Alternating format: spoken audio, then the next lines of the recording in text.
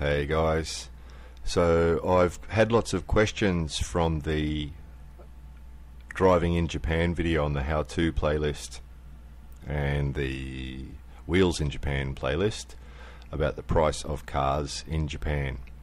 So here we go. All these prices you see are in man, which is 10,000 yen is 1 man. So the prices multiply by 10,000 yen and you have the price.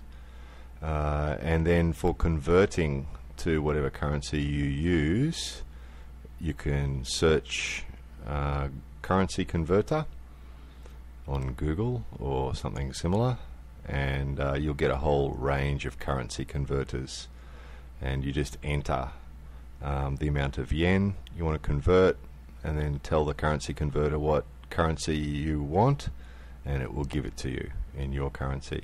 So that goes for any time you want to convert the money. Obviously currencies fluctuate in their values, so the exchange rates go up and down. So I get asked that a lot on my videos, how much is that in euro, or most commonly I get asked how much is that in dollars. So just use the currency converter any time and you can see exactly how much it is. But just for a rough idea, 10,000 yen's about $100 roughly. So when you look at these, just multiply it by $100, so that one there's about $20,700. In actual fact, it's probably about $23,000 at today's rate, but it goes up and down, so it'll vary. So as I've mentioned in previous videos, cars here aren't terribly expensive, but the ongoing costs can be pretty high. There's a thing that they have called shaken, which is sort of like registration. That costs, depending on the car, costs about 15 for 2 years on average, which is about $1,800 or something for 2 years. It's registration every 2 years. You've got to take it to a mechanical workshop and they check it all over and certify it. So it depends on the car, and depends on what it needs doing at that 2 year point as well, of course, how expensive that gets. And then insurance in Japan, could be, depending on how old you are and your driving history and which company and all that sort of stuff, it could be $1,000, I guess, for a year. Could be less, depending on what type of insurance and stuff, of course, that varies. And then gasoline, about 150 yen a litre at the moment, which varies as well, of course. Convert that yourself, guys, currency converter, and litres to gallon or whatever you want to do. But about 150 yen a litre for gasoline. But probably the biggest cost, as I've mentioned in the other videos, the biggest cost of having a car in Japan is usually the parking. A lot of buildings don't have car parks. Those apartment buildings that do have car parks, or houses that do have car parks, usually not real big, and with the apartment ones you usually have to pay extra for a car space. So you pay so much a month for the apartment and then so much for a car space, if they have them. I mean, lots of apartment buildings don't have parking spaces at all, in which case you've got to go find a car park somewhere else and pay so much a month.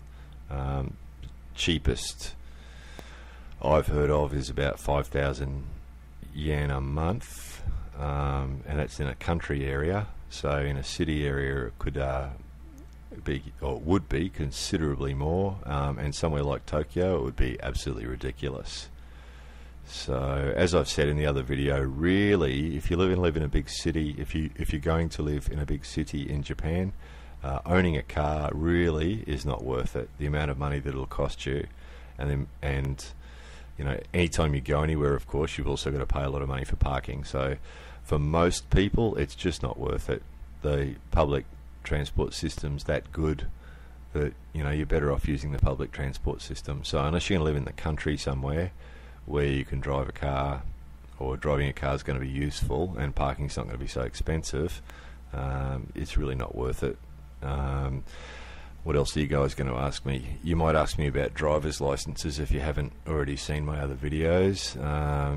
How-to playlist, driving in Japan is the one about getting a driver's license in Japan, what's required.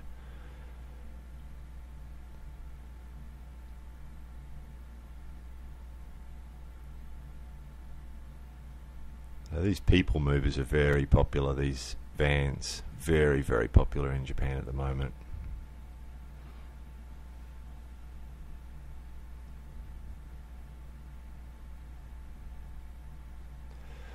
Buying a car in Japan too is fairly complicated.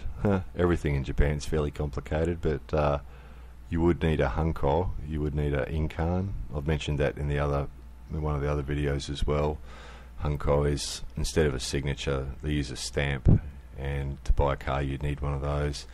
It's fairly complicated. There is lots of paperwork, and it is, you know, as with everything in Japan, it is fairly complicated. So, you know, again, unless you're really going to get value out of a car, you're more likely to find it's just not worth it. But if you are interested in buying a car in Japan, I hope this has given you some idea of what it will cost and what you'll get for your money.